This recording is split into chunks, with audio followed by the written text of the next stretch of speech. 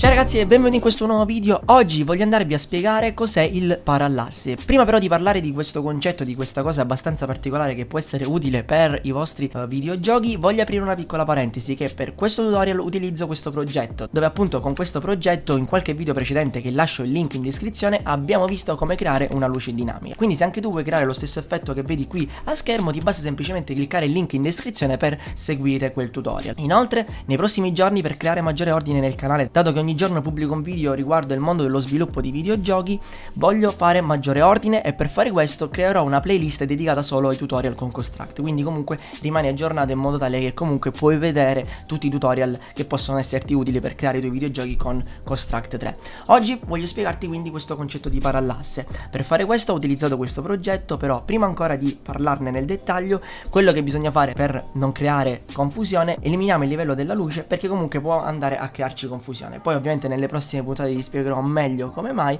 ma sono cose che vedremo giorno dopo giorno. Quello che consiglio sempre a chi vuole avvicinarsi nel mondo dello sviluppo di videogiochi è quello di non avere fretta nel creare contenuti di qualità, perché c'è bisogno di esperienza nel tempo. Si inizia con piccoli giochi per poi arrivare anche a realizzare capolavori. Ti ricordo infatti che io realizzo giochi da 4 anni e ancora non mi sento soddisfatto nella creazione di videogiochi. Infatti ogni giorno cerco di studiare sempre robe nuove riguardo questo fantastico mondo. Iniziamo subito a vedere quindi cos'è il concetto di parallasse. Rispondendo alla domanda cos'è il parallasse, non c'è cosa migliore di appunto cercare su Google e farti vedere appunto il concetto di parallasse preso appunto da Wikipedia. E leggiamo attentamente: la parallasse è il fenomeno per cui un oggetto sembra spostarsi, quindi sembra spostarsi rispetto allo sfondo se si cambia il punto di osservazione. Ora, senza spiegare nel dettaglio cosa abbiamo appena letto, ti faccio subito vedere cosa vuol dire quel concetto. Allora, innanzitutto in questo gioco abbiamo due livelli: un livello background contenente lo sfondo e le due torce, e un livello content contenendo invece il platform, il nostro personaggio, le monete e così via, e tutti i vari oggetti.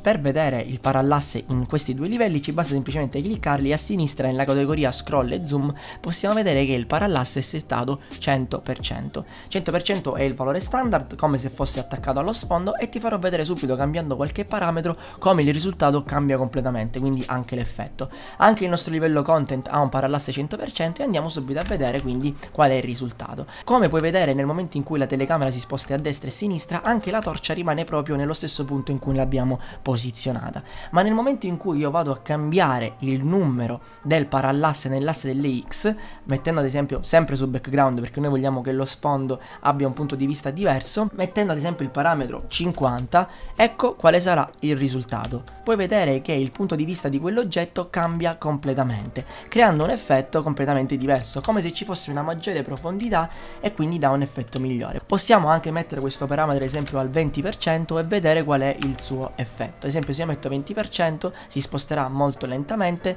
se io metto invece 80%, che si avvicina di più al 100, quindi al valore iniziale, ecco quale sarà l'effetto, che si sposta poco poco. Questo è un effetto che è creato con più livelli, quindi con più sfondi, da una profondità pazzesca, cambiando completamente la qualità del gioco stesso. Se ad esempio vogliamo anche modificare l'altezza, si basta semplicemente modificare il parametro nell'asse delle Y, ad esempio mettere 50.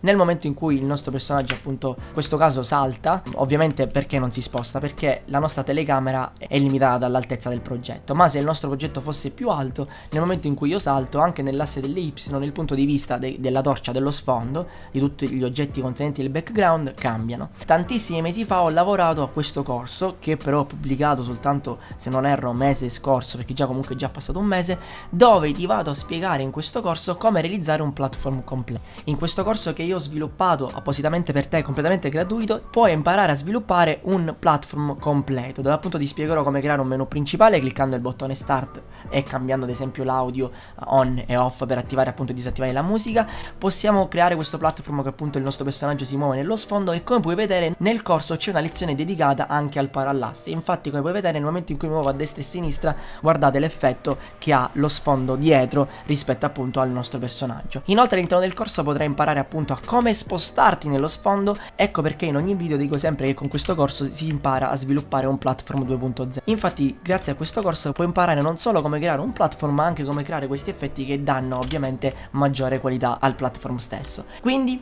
se vuoi imparare effettivamente come realizzare un platform completo con questo effetto di parallasse, ti basta semplicemente cliccare sul link in descrizione che ti riporterà al corso Udemy, dove ti basta semplicemente registrarti e in maniera gratuita puoi imparare da oggi a sviluppare questo gioco in particolare. Spero che questo video ti sia piaciuto. Il concetto di parallasse è un concetto che va appunto comunque studiato, ti basta semplicemente sperimentare con i parametri che trovi nella categoria appunto a sinistra del livello, e l'effetto che ti dà è un effetto, parer mio, molto bello, che in alcuni giochi ci sta veramente molto bene. Non smettere mai di sperimentare studiando anche un po' di teoria. Molte volte magari la teoria può essere più complessa, quindi è giusto anche studiarla, ma quello che ti posso consigliare io è quello di approfondire sempre anche con la pratica. Se questo video ti è piaciuto ti basta semplicemente lasciare un like. Mi raccomando, se vuoi anche tu imparare a sviluppare un platform come quello che ti ho fatto vedere qui in questo video, ti basta semplicemente cliccare sul link in descrizione al corso. Ci vediamo come ogni giorno con un nuovo video. Infatti se ti piace l'idea di imparare da oggi a sviluppare videogiochi, ti consiglio di cliccare il bottone iscriviti. Ci vediamo domani con un nuovo video. Ciao!